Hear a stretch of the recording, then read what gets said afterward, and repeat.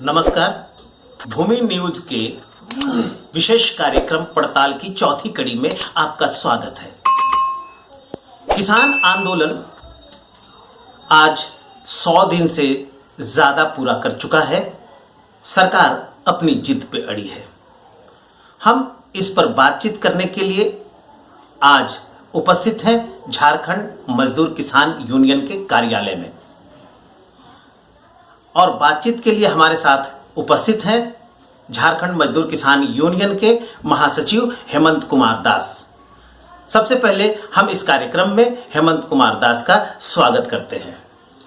जी, हम अपने कार्यालय में आपका भी स्वागत करते हैं।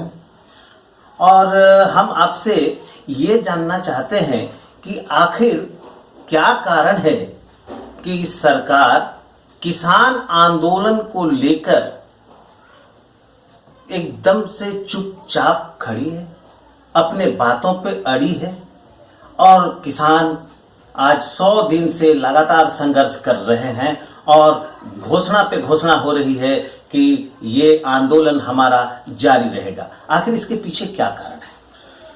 देखिए, ये सरकार की जो घोषणाएं हैं बेहद ही हास्यास्पद है।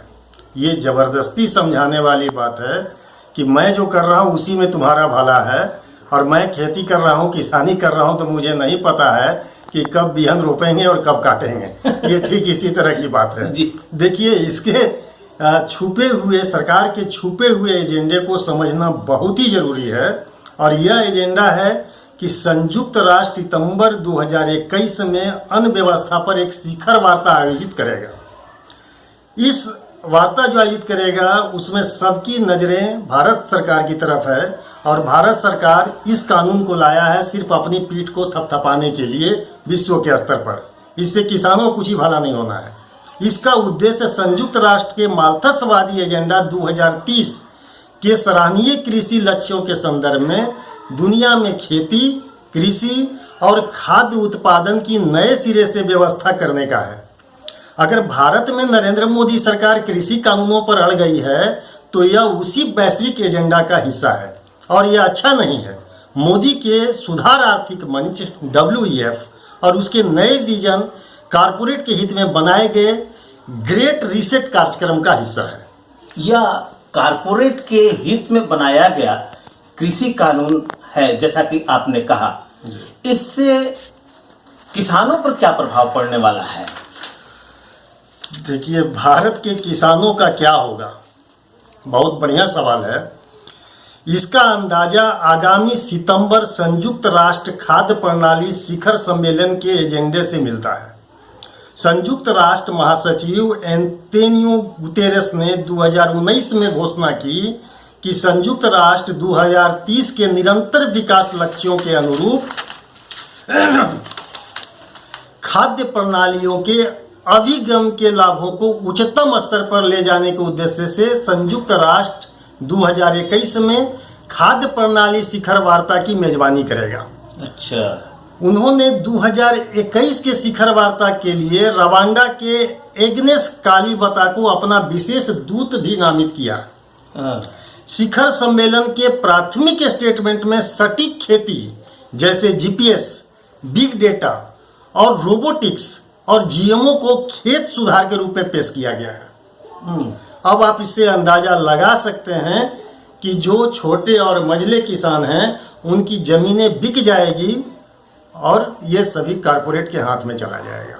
यहाँ बड़ी कंपनियां खेती करेगी, किसान खेती फिर नहीं कर पाएगा। कहने का तात्पर्य यह है कि जो भी कृषि कानून आए हैं उससे किसान के जमीन कॉरपोरेट के हाथों में चल जाएंगे। जी। तो इस नतीजे पर हम पहुंचते हैं कि किसान आंदोलन को जारी रखना बहुत ही जरूरी है। देखिए, ये किसान आंदोलन तो जारी रहेगा। अब तक आप ये समझिए 25 करोड़ से ज़्यादा लोग इसमें किसान आंदोलन को अपना समर्थन दे चुके हैं, सड़कों पे आ चुके हैं। 1 करोड़ से ज़्यादा ड्राइवर और ट्रांसपोर्टर इस किसान आंदोलन को समर्थन दे रहे हैं और उनके आंदोलनों में वे भाग ले रहे हैं। ये आंदोलन एक चीज़ को और भी प्रतिबिंबित करता है कि जिस गांव को आज तक मजबूर बना करके रखा गया, इसका एक नया सिरे से फिर से विजन और भी क्लियर होने जा रहा है कि ग्राम सभा की मजबूती के लिए अब एक नई राजनीति भी होगी और ये किसान आंदोलन रुकने वाला नहीं है। अभी ये और भी गति पकड़ेगा जब तक ये सरकार पीछे नहीं हटेगा। जनता को भी ये समझना पड़ेगा कि जिसको हम अपना प्रतिनिधि चुनते हैं वो हमारे लिए है कि विश्व स्तरीय संगठनों का वो जिम्मेवार है या हमारा जिम्मेवार है। ये नए सिरे से एक राजनीतिक परिभाषा भी अब इस देश में लोगों के बीच जा रही है। बहुत बहुत शुक्रिया।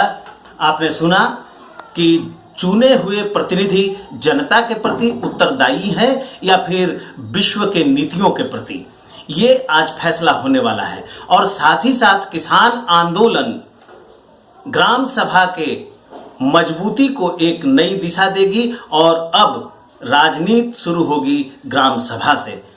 फिर अगली कड़ी में आपसे मुलाकात होगी। तब तक के लिए हमें दीजिए इजाजत। बहुत बहुत धन्यवाद।